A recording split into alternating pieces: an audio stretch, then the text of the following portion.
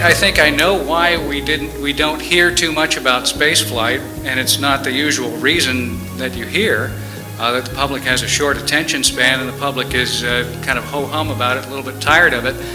I don't think that is the case. I think the public is very interested in spaceflight, thinks it's really exciting, and it's like it's our connection to the final frontier. It's our Star Trek.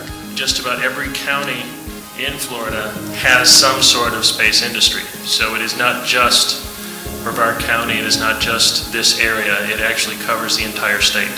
I think part of the problem is that we never got to experience the first time around how very cool it is to go to the moon.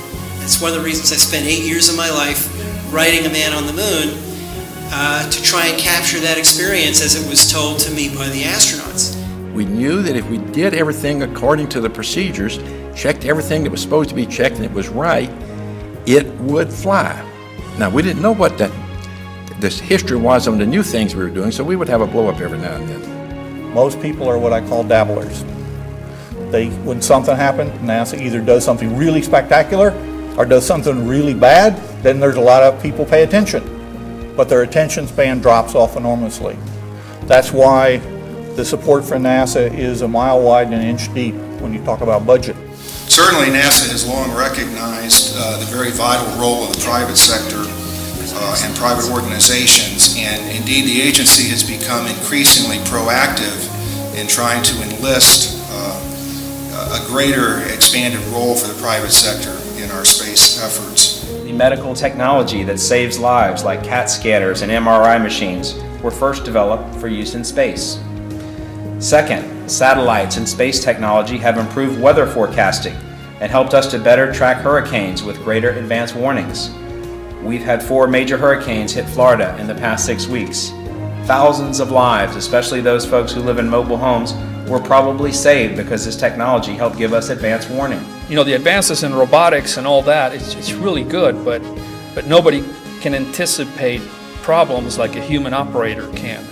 So in other words, you go up to the machine that has to be serviced, you send the robot out there, and if something is not per configuration, the robot is as good as a programmer. You need the human operator in there. And I think before Challenger, we probably had a lot of schedule pressure. People were working a lot. We were trying to meet the goal of having 20 to 30 launches a year, and it was kind of tough. And Challenger was a wake-up call. The bottom line is there's an awful lot of things that we have to go get ready on Discovery that aren't just return to flight type items.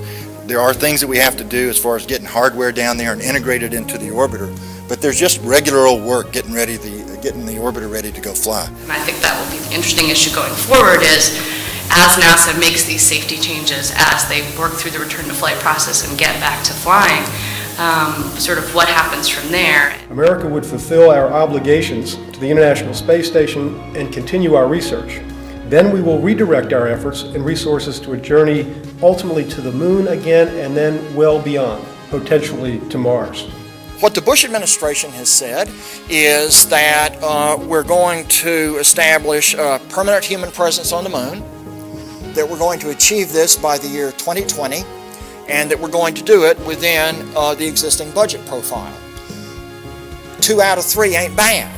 A human expedition to Mars is nothing but a space station that leaves Earth orbit and travels across the solar system.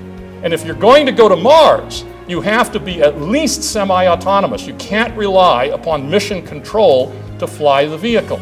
The media is much closer than the VIPs. And I said, we must be important. And he said, no, Wayne, it's just if the shuttle explodes, God forbid, the media is expendable and our VIPs are not. It's what happened with steel and automobiles in this country.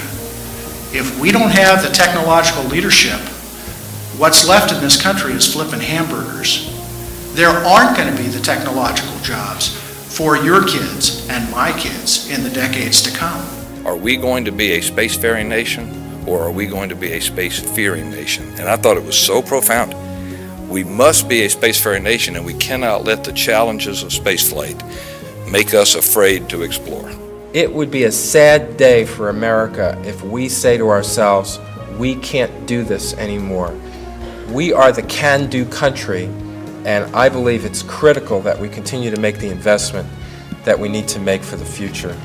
The space program has given us more economic benefit on Earth than any peacetime program.